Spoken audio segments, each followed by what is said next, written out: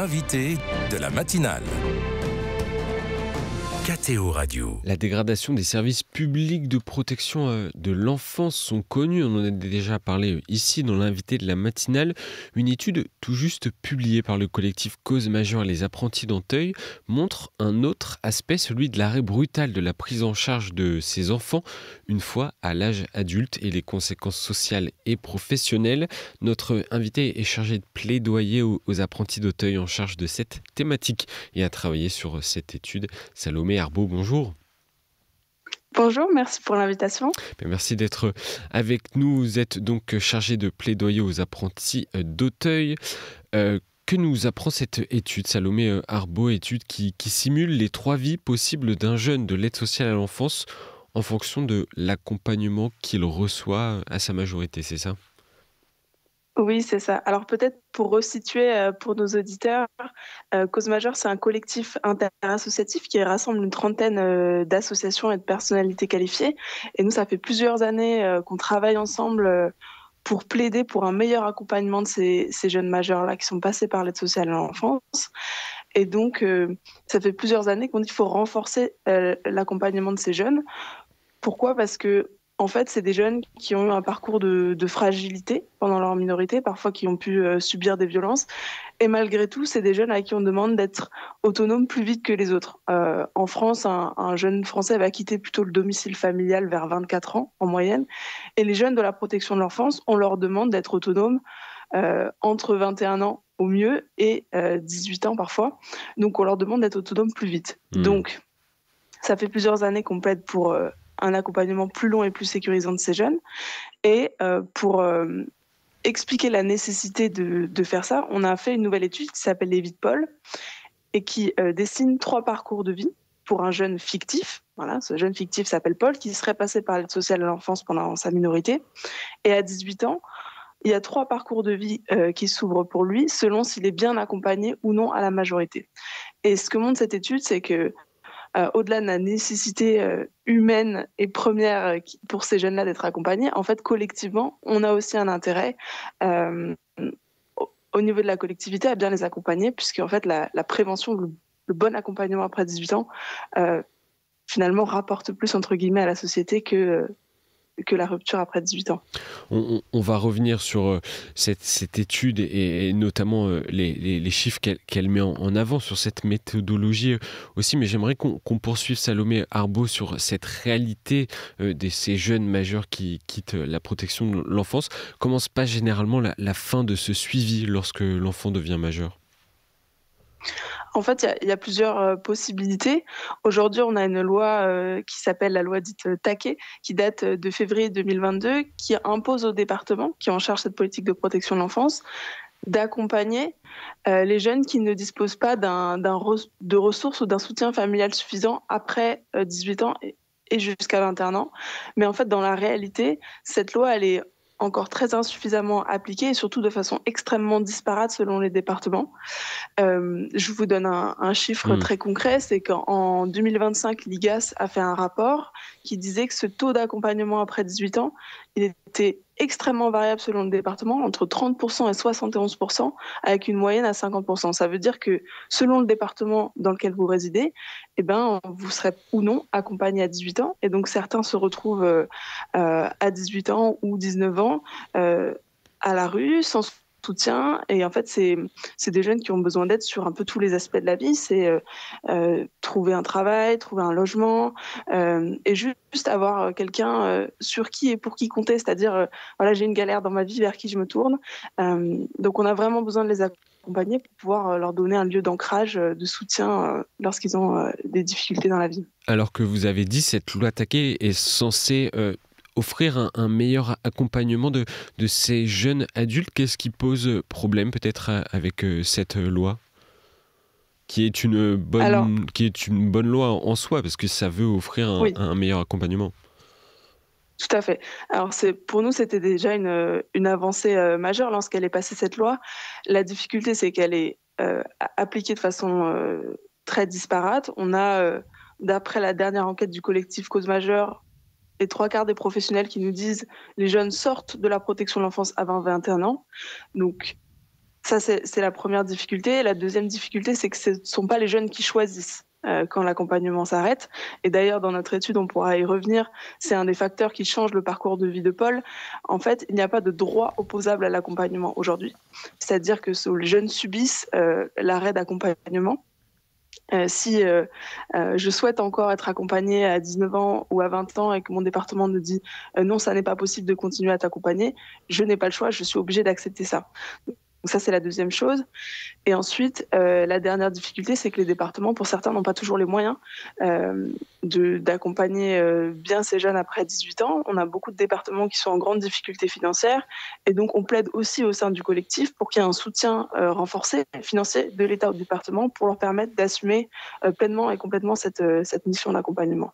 Parce que il faut le rappeler, ce sont les départements qui financent l'aide sociale à l'enfance. Qu'est-ce qui pose problème, donc, selon vous, Salomé Arbaud? C'est un manque de moyens, comme pour l'aide sociale à l'enfance, un manque de temps, un manque de soutien aussi? Oui, en fait, c'est à la fois un manque de moyens et c'est aussi la loi qui n'est pas complètement bien écrite puisque les jeunes n'ont pas ce droit opposable à l'accompagnement. Voilà. C'est ce double sujet. Et à quoi aspirent ces jeunes, généralement? En fait, ils aspirent à n'avoir que les mêmes chances que les autres. Ce qu'on demande au sein du collectif, c'est pas que ces jeunes-là, ils aient plus de droits que les autres jeunes, simplement qu'ils aient les mêmes chances. Par exemple, on sait qu'il y a seulement 4% des jeunes majeurs qui ont été confiés qui font des études supérieures, alors que quand on leur pose la question, ils sont plus de 70% à dire j'aurais aimé faire des études supérieures. Donc, ce qu'ils demandent, c'est juste avoir les mêmes chances que les autres, et donc pouvoir trouver un logement sereinement, pouvoir s'insérer. Et finalement, personne ne demande à ses enfants à 18 ans de quitter l'appartement et d'être complètement autonome. Personne ne demanderait à ses enfants d'avoir un contrat un peu réciproque pour pouvoir être accompagné. Si votre enfant demain à 22 ans, il a une galère pour remplir sa fiche d'impôt ou parce que son conjoint l'a quitté et qu'il a une petite difficulté dans la vie, on va toujours continuer à accompagner ses enfants, même une fois qu'ils sont majeurs. Et donc ces jeunes-là, ils demandent la même chose, c'est-à-dire continuer à pouvoir avoir quelqu'un sur qui s'appuyer en cas de difficulté. Donc dans cette étude, les trois vies possibles de Paul dont on a parlé, vous avez fait le choix de comparer ces trois situations de vie d'un jeune qui a été accompagné par la protection de l'enfance avec ce qui le coûte à la société. Expliquez-nous en quelques mots les différences de ces trois vies.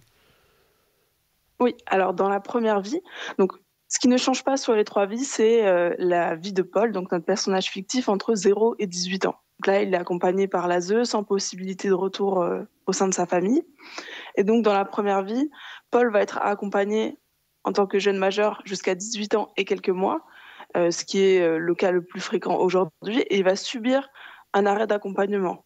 À 18 ans et 3 mois, on va lui dire « c'est bon, tu as un emploi, un logement dans une chambre en foyer jeune travailleur, donc tu es autonome, on arrête ton accompagnement. » Simplement, Paul va subir à un moment donné une difficulté, il est en CDD et son contrat va s'arrêter, et donc là, il va enchaîner un certain nombre de ruptures, il va se retrouver à la rue, et donc dans cette première vie, Paul coûte, entre guillemets, à la société plus qu'il ne rapporte. On a imaginé sa vie jusqu'à son décès, et en fait, ce temps d'accompagnement jeune majeur, à 18 ans, était trop court et ne lui a pas permis de se sécuriser. Dans la deuxième vie, ce qui change, c'est que Paul est accompagné par l'ASE jusqu'à 23 ans et surtout avec un droit opposable à l'accompagnement.